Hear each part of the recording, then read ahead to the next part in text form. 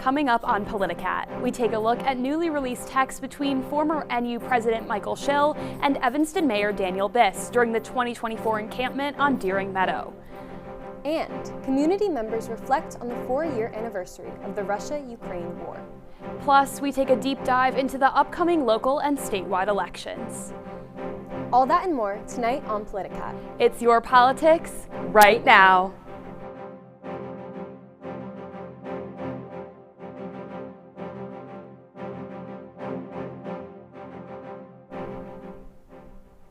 Good evening and welcome to Politicat. I'm Lena Peterson.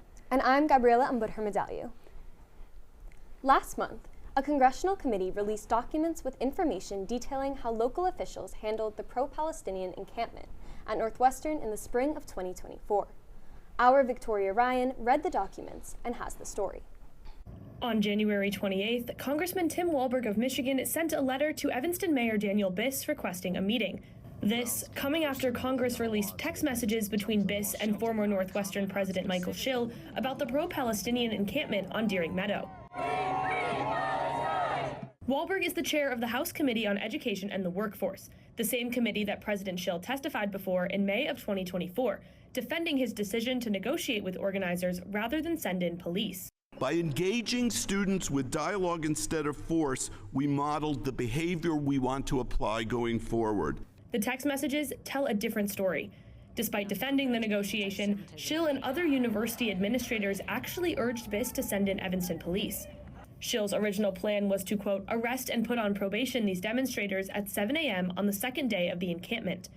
The plan put on hold after Mayor Biss refused to supply the police force to support this action. In a text chain, Schill states that Northwestern trustee Michael Sachs claimed on a phone call that Biss refused to send police to, quote, shore up his progressive credentials.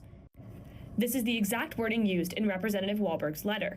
Sent a day after these texts were released, the letter accuses Biss of failing to protect Jewish students by, quote, refusing to give the university the police support it desperately needed to clear its violent and anti-Semitic encampment in April 2024.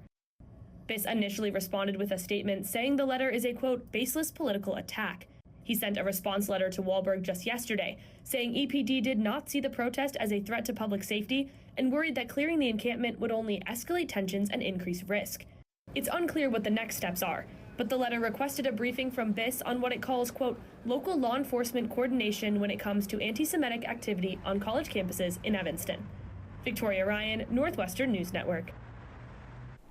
We will keep an eye out for any updates on this story. Looking ahead, 1 week from today marks the 4th anniversary of Russia's invasion of Ukraine. Politicat's Daniel Kent spoke with students and faculty about the significance of this occasion. I feel like every year is just the same because I'm just like trying to stay positive, but like unfortunately because of war I have lost my house, like, you know, my hometown. I also like lost the loved ones because that's how Medill's second year Mira Trofimchuk is reflecting on the day Russia invaded Ukraine. The day she fled her hometown, she has yet to return. Still, she remains hopeful. Students in Ukraine and Ukrainian youth in general, this is like what gives me hope, and it's also like what motivates me to kind of like, you know, do like a lot of stuff for Ukrainian club at Northwestern. The NU Ukraine Club recently fundraised for wounded soldiers and hosted a showing of a documentary about protests in Ukraine. Professor Yohanan Petrovsky-Stern has studied this history for decades. Ukraine is on my mind practically every day, practically every minute. Petrovsky-Stern keeps in contact with people in Ukraine experiencing attacks and electricity blackouts during this frigid winter. I do not hear, you know, positive emotions from my friends, colleagues, students when I'm talking to them. However, they are resilient. He says many organizations that typically provide aid during war are not doing enough. With the organizations such as Amnesty International, Red Cross, United Nations, all the subdivisions of United Nations, they are doing nothing to alleviate the burden of, let's say, in this particular case, of Ukrainians in the war. But 4 years later, Trofimchuk says keeping an eye on Ukraine is essential. Talking about Ukraine is really important, and it brings us like one step closer to the victory and to the peace in the world. Staying hopeful amid tragedy. Daniel Kent, Northwestern News Network. Later this week, the Ukrainian Club will be hosting events including a student panel where students can share their experiences throughout the war. Visit their Instagram at @NU_Ukraine for more information and resources. Illinois Senator Dick Durbin announced his retirement last year, and after serving for 4 terms, the departure of the #2 Senate Democrat has left the seat open to a crowded and expansive race to the Illinois primaries. Politicat's Allison Miller is here in the studio with what we should look out for. Thanks, Gabriella. Over 15 candidates are locked in a battle to replace Senator Dick Durbin. January poll from Emerson College and WGN-TV found 46% of voters are still undecided ahead of the primary next month. Right now, these candidates are racing for the next few weeks to pull in those undecided voters. According to most polls, the Democratic frontrunner is Raja Krishnamurthy. He's the current U.S. representative from Illinois' 8th congressional district, and he's leading in more than just the polls. Krishnamurthy has raised the second most money of any Senate candidate nationwide, over $15 million. His platform includes lowering costs for Illinois families and reining in what he calls abuses of power by the Trump administration. Next is Juliana Stratton, the Lieutenant Governor of Illinois. She's the only one out of the 3 Democratic frontrunners who's not a current U.S. representative, but she's endorsed by Illinois Senator Tammy Duckworth and Governor J.B. Pritzker. She's been Pritzker's lieutenant governor since 2019, and he donated $5 million to her campaign. She's distancing herself from her opponents in other ways, too. Stratton calls for completely abolishing ICE and raising the federal minimum wage to $25 an hour. Robin Kelly is the last candidate out of the 3, trailing behind in both polling and fundraising. She's represented Illinois' 2nd district since 2013. On the Hill, Kelly launched an attempt to impeach Homeland Security Secretary Kristi Noem over her role in the Trump administration's immigration crackdown. She also supports stronger gun control legislation and increasing taxes for billionaires. On the Republican side, almost 84% of Republican primary voters are undecided as of January. With just 6% of support, former Illinois GOP Chair Don Tracy leads the field financially with a $2 million self-loan. The last time a Republican held this Senate seat was over 40 years ago, and Tracy has called this race an uphill dogfight for Republicans. Early voting for the Illinois primary election begins on March 2nd here in Evanston. For more information on where to vote, visit cityofelvanston.org. The Senate race is not the only election in Evanston this cycle. Our Chris Kim is here for an update on the 9th District House race. Thanks, Allison. As Illinois midterm elections are 28 days away, the race for the congressional district representing Evanston is heating up. Since we last covered Illinois' 9th congressional district, there have been some new developments in the Democratic primary races.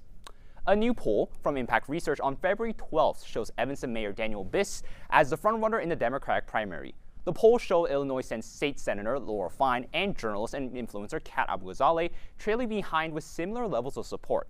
11% of surveyed voters remain undecided still. Federal Election Commission data shows Abu-Ghazaleh leading in fundraising at $2.7 million, while Biss and Fine are neck-to-neck at around $1.9 million.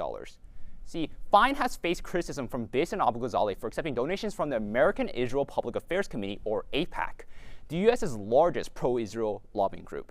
These accusations come after Politico reported on February 6th that the Elect Chicago Women's Super PAC, which has funded advertisements supporting Fine in the past weeks, was backed by AIPAC. New endorsements have come in from Capitol Hill for the 3 leading candidates, including U.S. Representative and Northwestern alum Brad Schneider endorsing Fine, U.S. Senator Tammy Duckworth's endorsement for Biss on Thursday, and the Justice Democrat and the new pro-Palestinian group Peace Accountability Leadership PAC's endorsements for Abu-Ghazaleh. Now, those at Evanston may be wondering who would fill the mayoral position if Biss wins the House race. Well, Biss has announced that he will resign in November if elected, which, according to the city code, means a special election would take place in April 2027 to elect his replacement. City Council will vote for one of its own to be acting mayor for 6 months until the special election in a 2/3 supermajority vote.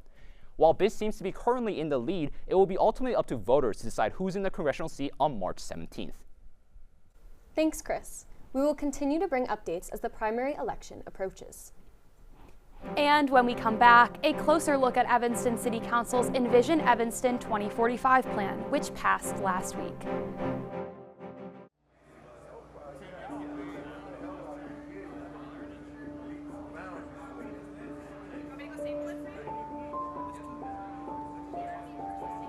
Trying to work my way out of the prison system was the most difficult challenge of my life. It only became tangible once I became a Northwestern student.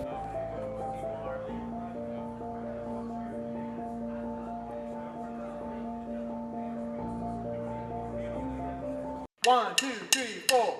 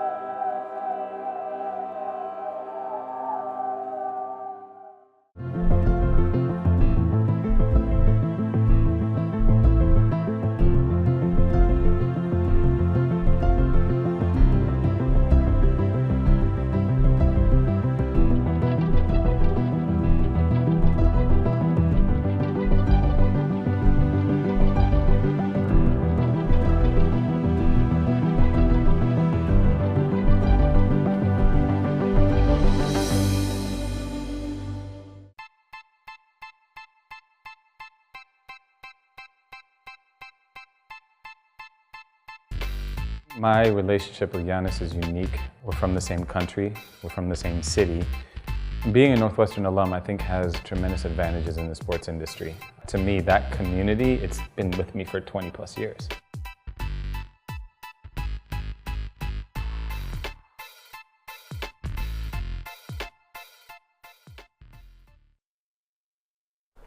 Welcome back. Evanston City Council has adopted the Envision Evanston 2045 plan that could open the door to new residential developments. Politicat's Alex Strong shares what the plan could mean. By allowing taller buildings and more types of homes across Evanston, the city's new plan could decide who gets to live here and at what cost. Evanston's City Council has adopted Envision Evanston 2045, a comprehensive plan setting the city's development direction for the next 2 decades. The plan itself does not change zoning, but it calls for a zoning rewrite that could allow more types of homes and taller buildings across more parts of the city. It's very simple economics, supply and demand. More housing will put a downward pressure on prices. Supporters like Newsma say high rents stem from a supply shortage in a high demand market. They argue adding more homes is the only way to slow price growth over time, even if prices do not fall immediately. One thing we can do to help offset or to help fight the high cost of housing is to make it possible for more and different types of housing to be built. But critics say the mechanism works differently in a more high-demand city. The plan itself seems to think that you can just build your way out of this crisis. The problem is it's not remotely realistic because the only housing that can be built today is expensive housing. Daniel Lober, a longtime zoning and fair housing attorney, says new development in Evanston attracts higher income newcomers from outside the city, driving up land values before any relief reaches the current residents. Lober argues the potential zoning rewrite relies too heavily on the market-driven development to develop affordability. The Evanston City Council has, and especially its mayors, including the current one, have been in the hip pocket of the real estate industry. Beyond cost, residents and planning critics say building also changes how dense neighborhoods function, from traffic and shadows to energy use and street-level wind. 20-story plus building has 2.5 times the carbon footprint of a building that's 5 or 6 stories high. Gu Aga lives in a downtown high-rise and says taller buildings can change how people use the streets. He also says more density could shape who travels downtown, with ripple effects for local businesses. You get an inviting space, so you look at the shops and restaurants, people like to walk, a protected bike lane. That's the kind of thing that you want. The zoning code will decide what actually gets built and where. It will determine how much height, density, and the number of residents Evanston is willing to allow.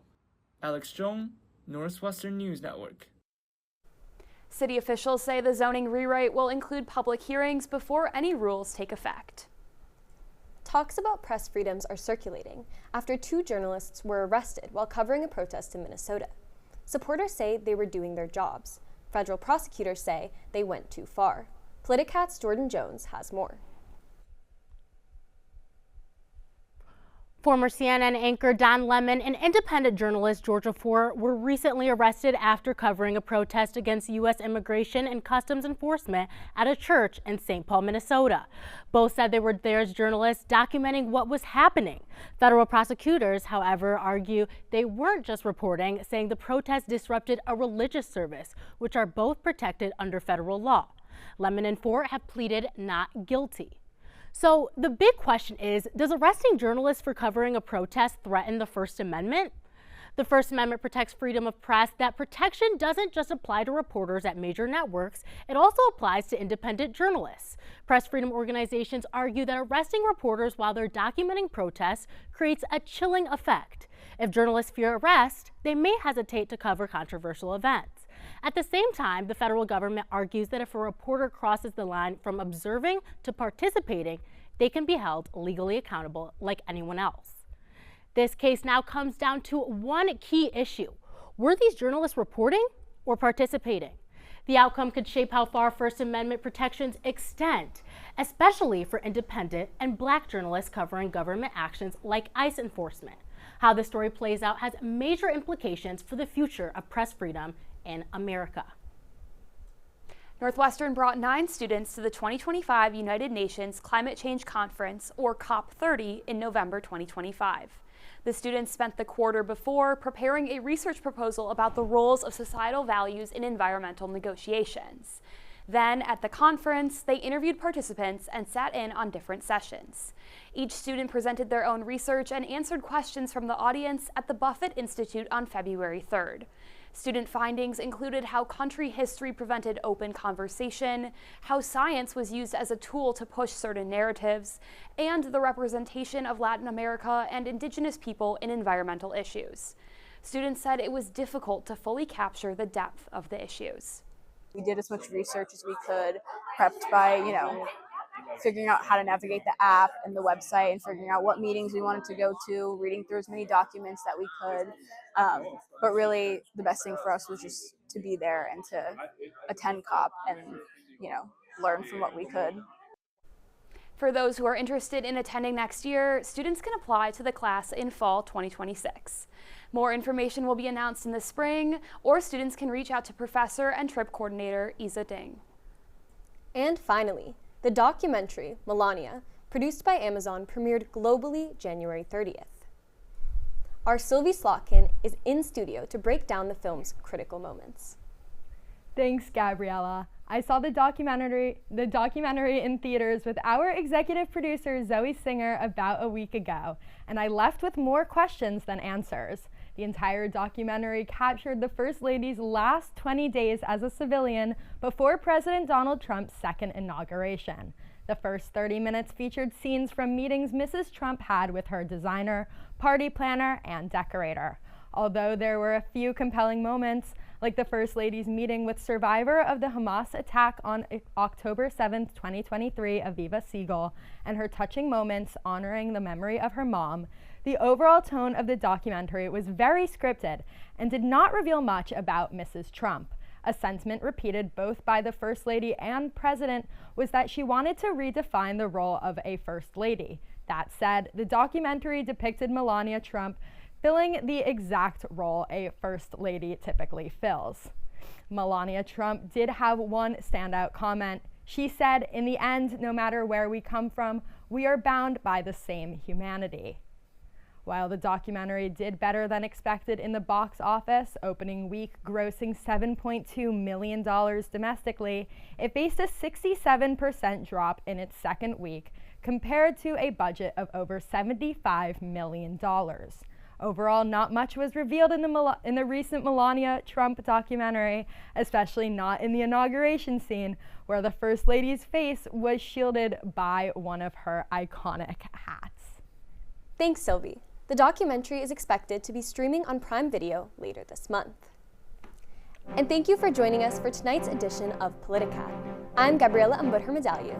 And I'm Lena Peterson. Make sure to tune in to the Northwestern News Report every Tuesday at 7. And we'll be back with more editions of Politicat in the spring. From all of us here at the Northwestern News Network, good night.